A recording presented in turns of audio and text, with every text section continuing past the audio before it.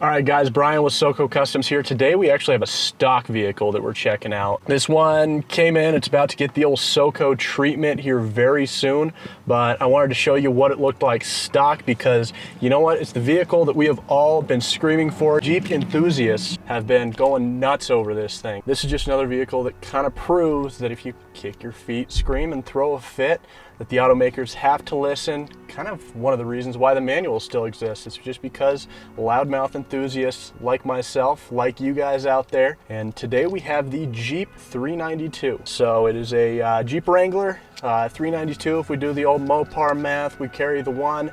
That's a 6.4 liter, so that's going to be the same size motor that's in the Power Wagon, same motor that's in a lot of the Chargers and Challengers that you guys clamor over. So I guess we'll kind of figure out today whether it's just a short Power Wagon or whether it's a tall Charger or Challenger. So let's kind of dive into it. I'm basically just going to run around here pushing some buttons, showing you some really cool features. Let's dive into it. All right, so this is of course a 2021 brand new Jeep. This one has 1,200 miles on it. Pretty awesome. It's a customer vehicle. We thank him for letting us use this thing for some camera time. But let's dive into the numbers. I of course have the notes on here because my math ain't so good, so I got a little chance to do it beforehand. But 470 horsepower, 470 pound-feet of torque. So if we're comparing that to the Power Wagon, that's up about 60 horsepower from what a Power Wagon would get you. And also up about 41 pound-feet of torque from those Power Wagon numbers. This thing also does a 4.5 second 0 to 60 in a Jeep, mind you. That is insane. It probably won't do that up here at altitude. I think we're at right around 6,300 feet here at the old SoCo shop. But what I'm really excited for is how it's going to roll the big tires that we put on here. So I've never really been a Jeep enthusiast. The JK, the JKU originally came that first year with their minivan motor, and even the subsequent V6 wasn't all that great. It's been very, very lackluster, leaks a lot, doesn't do a great job of rolling these big tires, dumps your fuel economy down to absolute nothing because it just doesn't really have great horsepower to it. But Jeep is really getting it together as far as their power plants go with the recent addition of that diesel like the one in the Gladiator that we lifted, and then also here the 392, the 6.4 liter that they're putting in here. It's definitely made me give Jeep a second look, and my complaints were never about the looks of the Jeep or the anything other than performance. I love these vehicles for what they are, and that is solid axle. Probably won't be too happy driving it on road, but as soon as you get it off road, it's one of those vehicles that's pretty much unmatched. So this thing sounds awesome. We'll see if my lav can pick it up once I do start this thing up.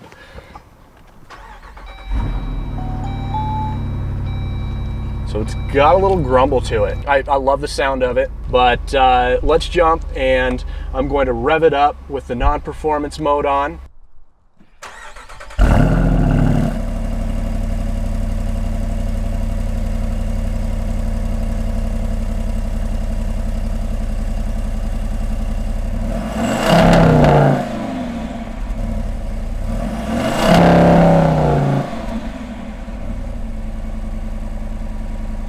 Okay, now I'm going to rev it up with performance mode on. That switches it to a dual exhaust.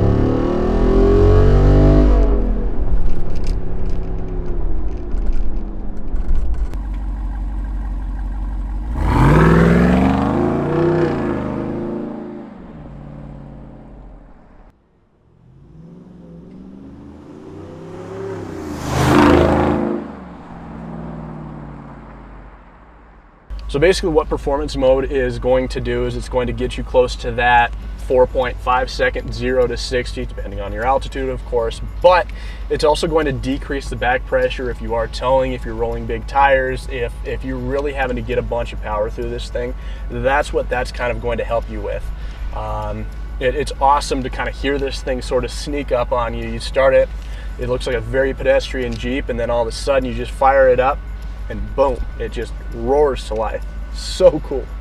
So one of the really cool features that they did put in here is a functional hood scoop, and I will go ahead and pop the hood for you on that. Okay, so I'm going to see if I can shelter this thing from the wind. We get a couple of seasons of fall here. I mean, there's fun, charming, beautiful fall season, and then there's wind. Same with spring, you just get a bunch of wind. But, so I want to talk to you about this mouth breather right here. This scoop is actually a functional scoop, and of course they give you the nice little 392 badge. It is a functional scoop. Let me pop this up.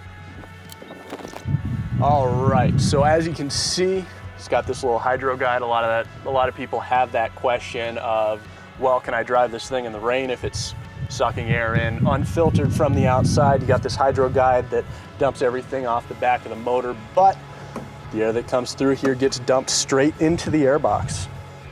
So you can definitely see sort of their design right there.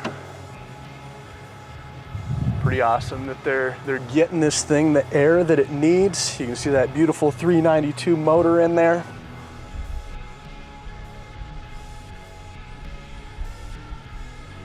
All right, let's move on to some other fun features now that we're outside of the vehicle. So, we'll see if we can block all the wind from the old Lavy mic. But, so they upgraded the brakes to get you some more stopping power. Obviously, you're going to be cruising in this thing, and of course, I get excited about that because once you start rolling bigger tires, that is really the value add there. So underneath this vehicle, you do have the Fox 2.0 shocks from the factory. Now, that's a really popular upgrade for any lift kit that you do order. Anytime that you do upgrade your lift kit with the Fox upgrades, it's going to come with 2.0s usually. Sometimes they'll bump you up to that 2.5.